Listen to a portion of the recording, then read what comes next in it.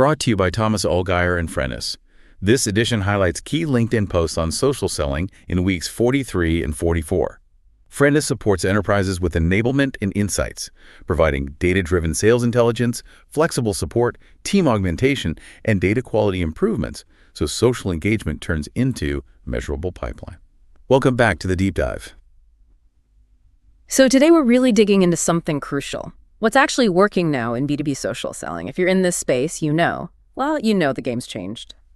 A lot. It really has. The sheer volume out there means just broadcasting isn't cutting it anymore. It's noisy. Exactly. Precision is key. That's right. And looking at the LinkedIn activity from calendar weeks 43 and 44, we're seeing this clear pivot. People, B2B pros, they're shifting away from just, posting a lot towards engagement that's much more intentional, more human. And focused on results we can measure, right? Like actual pipeline. Precisely. So we've boiled down the key insights into three main themes for you today. Okay, what do we got? First, the foundation. That personal brand piece, it's non-negotiable now. Second, we'll look at the tactical shifts, moving towards real conversations, not just text. Okay. And third, the big one, the algorithm reality check. What's happening with reach and what metrics should you really be tracking? Got it. Sounds like a much-needed dive. Let's get into it. All right, theme one, the personal brand. We have to start here because, before any tactics, you need this base. Allison Fisher pointed out something. Sharp prospects judge you fast. Instantly.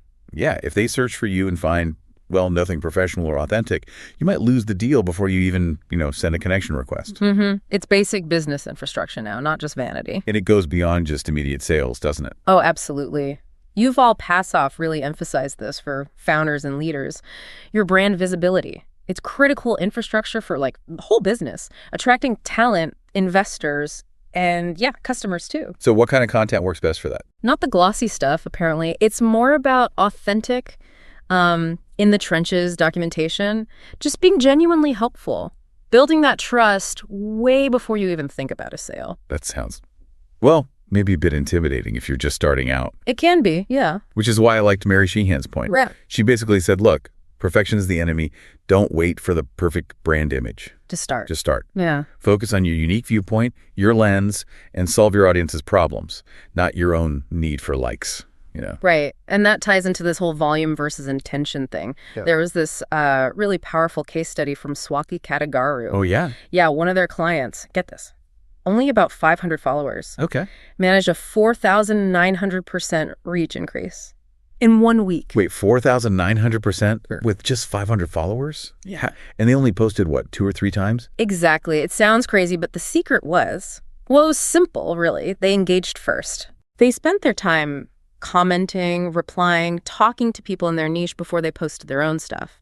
So when they did post, the algorithm kind of already saw them as relevant in those specific conversations. Okay, so engagement before posting conditions the algorithm. Yeah. That's huge. It really is. It proves connection beats frequency, posting with intention. And that reinforces the consistency piece, too, which Sarah Rov talked about. She mentioned this paradox. Right. The idea that posting daily might initially lower individual post reach. Yeah, because you're kind of competing with yourself. Yeah. But the long-term payoff is building that trust, that authority. You stay top of mind. Which is the real goal, isn't it? Staying relevant over time. Definitely. And when you do post, the writing itself needs focus. Omer Rana had some good advice here. About cutting the fluff. Exactly. He said over-explaining actually weakens your authority. Clarity shows confidence. Makes sense. So for B2B, lead with the headline, cut the filler. Mm-hmm. Use real examples, not just long essays trying to sound smart. Yeah, keep it sharp, keep it relevant. Okay, so if the brand is the foundation, the next layer is the active social selling part, the outreach. Mark Cressman was clear. Social selling isn't about posting quotes. Right, it's about being human. Yes, using the platform to build some familiarity before you ask for anything. Patrick May put it really well, I thought. He said LinkedIn's main job in sales now, it's to warm up cold outreach. Take it from freezing to lukewarm. Pretty much. Change the temperature of that first contact. And this is where we see the difference between average sellers and the top folks based on the tactics they use. Daniel Disney pointed out a major gap. What's that? He said, 99% of salespeople still stuck just sending basic text DMs. Ah, yeah. Endless text messages. But the top 1%, the ones closing deals are using voice notes, Video messages. He called it a game changer. And it makes sense, right? It does. Why do you think it works so well? Well, two things. One, it just cuts through all the text noise we're all drowning in. And two, a voice or a face. It builds trust almost instantly. It's much harder to ignore than text. Plus, it shows more effort, filters out the low-effort spam. Exactly. It signals you're serious. And speaking of serious, smart sellers are also getting really focused on who they reach out to. Prioritizing their time, you mean? Yeah. Both Daniel Disney and Morgan J. Ingram stress this. Focus on the active people, the ones viewing your profile, reacting, commenting. Right, the engagement signals. Morgan J. Ingram even has a saved search for profile viewers, calls them people who are creeping. That's brilliant. But it makes sense. Target the people already showing interest. It speeds up the pipeline. Okay, so that's targeting interested people. What about generating interest without sending cold DMs? Jasmine Olich had a wild claim. Oh, yeah. What was that? Said they never sent a single cold DM, but got thousands of warm DMs. How? By leaving, wait for it, over 250,000 comments and replies. Whoa, 250,000. That's a lot of commenting. Insane volume, right? But the strategy. What's the logic there? Jasmine argues that commenting gives you more reach in relevant circles and builds authority faster than your own posts sometimes can. You're jumping into existing high-visibility conversations. Okay, I see. Inserting yourself strategically. And Verena Bender added some detail on what makes a good comment. It can't just be great post. Right, it needs substance. Yeah, she said.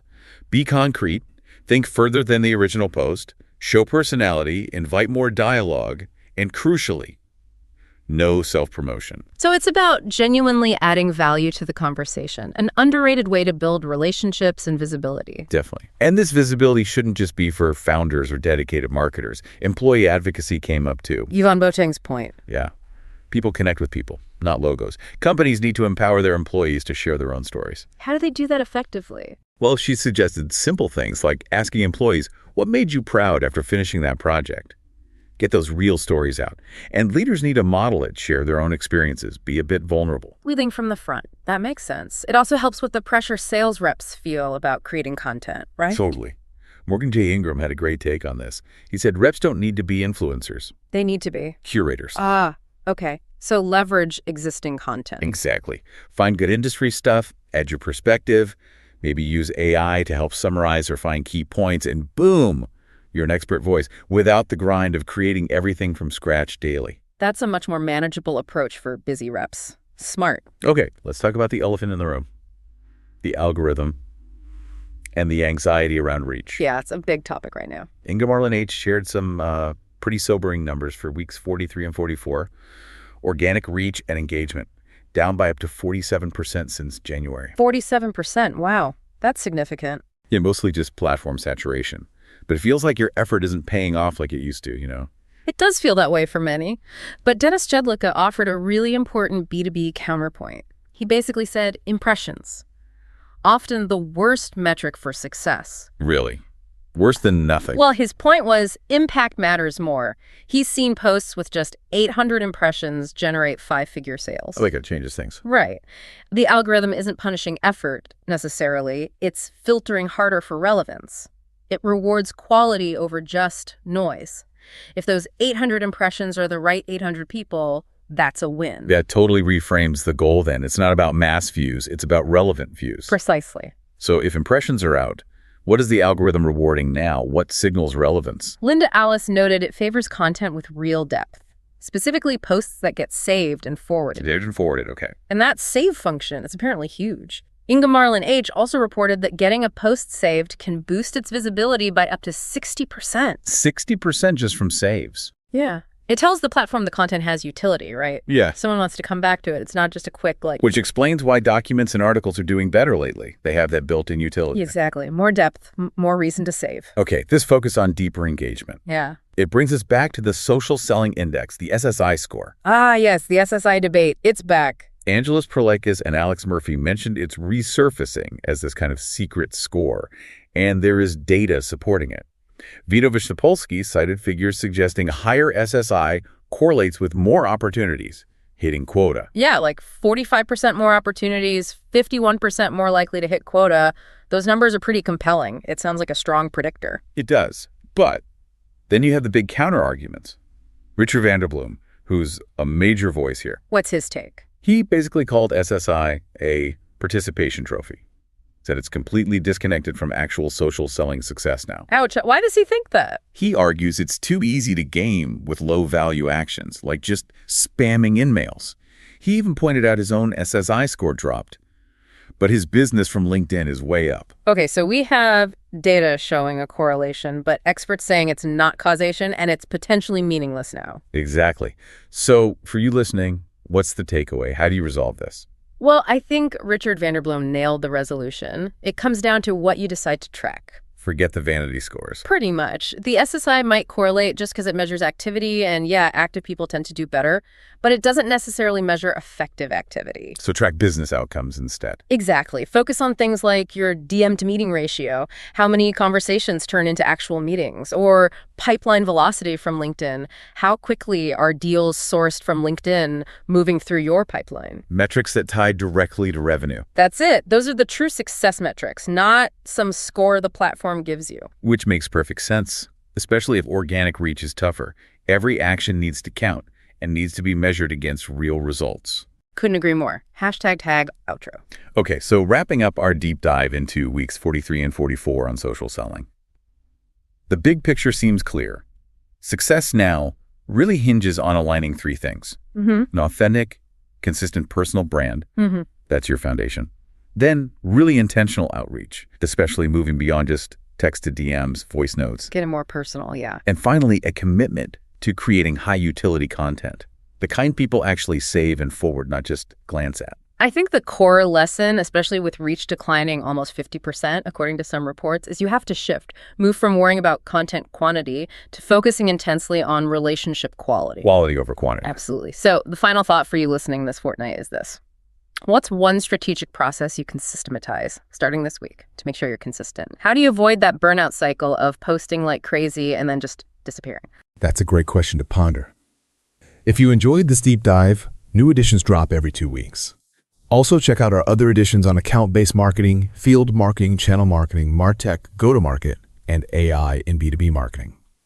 Thanks so much for joining us for this essential update on social selling. Don't forget to subscribe so you don't miss the next one.